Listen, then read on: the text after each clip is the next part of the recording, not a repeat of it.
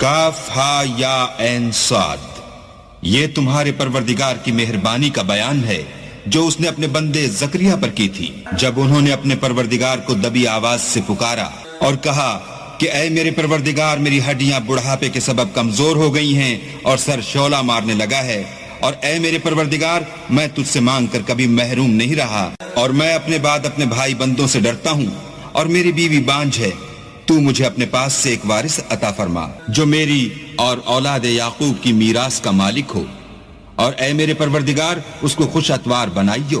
اے زکریا، ہم تم کو ایک لڑکے کی بشارت دیتے ہیں جس کا نام یحییٰ ہے، اس سے پہلے ہم نے اس نام کا کوئی شخص پیدا نہیں کیا۔ انہوں نے کہا، پروردگار، میرے ہاں کس طرح لڑکا ہوگا جس حال میں میری بیوی بانجھ ہے اور میں بڑھاپے کی انتہا کو پہنچ گیا ہوں؟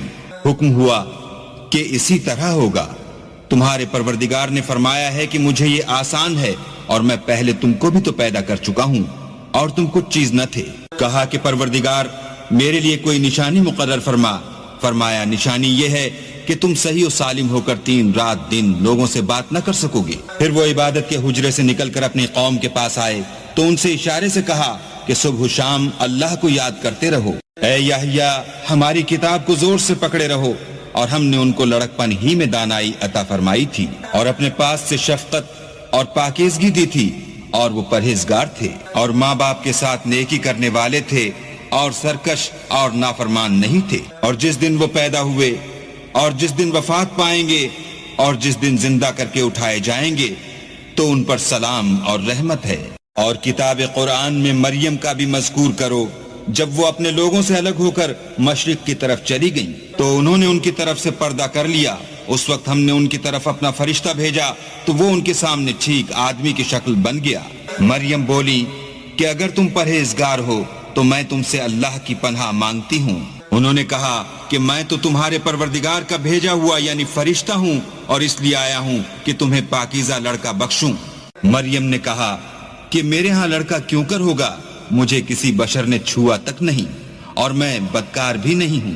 فرشتے نے کہا کہ یوں ہی ہوگا، تمہارے پروردگار نے فرمایا کہ یہ مجھے آسان ہے، اور میں اسے اسی طریق پر پیدا کروں گا تاکہ اس کو لوگوں کے لیے اپنی رحمت کی طرف سے نشانی اور ذریعہ رحمت و مہربانی بناؤں، اور یہ کام مقرر ہو چکا ہے۔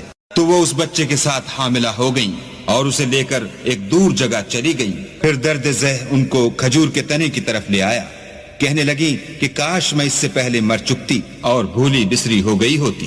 اس وقت ان کے نیچے کی جانب سے فرشتے نے ان کو آواز دی کہ غمناک نہ ہو، تمہارے پروردگار نے تمہارے نیچے ایک چشمہ پیدا کر دیا ہے، اور کھجور کے تنے کو پکڑ کر اپنی طرف ہلاؤ، تم پر تازہ تازہ کھجوریں جھڑ پڑیں گی، تو کھاؤ اور پیو اور آنکھیں ٹھنڈی کرو۔ اگر تم کسی آدمی کو دیکھو تو کہنا کہ میں نے اللہ کے لیے روزے کی منت مانی، تو آج میں کسی آدمی سے ہرگز کلام نہیں کروں گی۔ پھر وہ اس بچے کو اٹھا کر اپنی قوم کے لوگوں کے پاس لے آئیں۔ وہ کہنے لگے کہ مریم، یہ تو نے برا کام کیا۔ اے ہارون کی بہن، نہ تو تیرا باپ ہی بدعتوار آدمی تھا اور نہ تیری ماں ہی بدکار تھی۔ تو مریم نے اس لڑکے کی طرف اشارہ کیا۔ وہ بولے کہ ہم اس سے کہ گود کا بچہ ہے کیوں کر بات کریں؟